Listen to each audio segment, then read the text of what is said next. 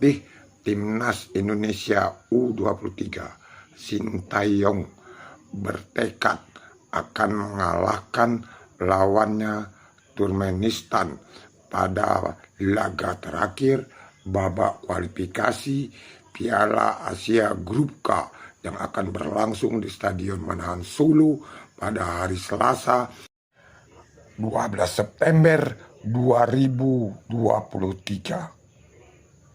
Pelatih Timnas Indonesia itu kepada awak media menyatakan sudah punya resep khusus untuk mengalahkan Turkmenistan pada laga terakhir Grup K sekaligus untuk lolos ke Piala Asia U23 tahun 2024 di Qatar.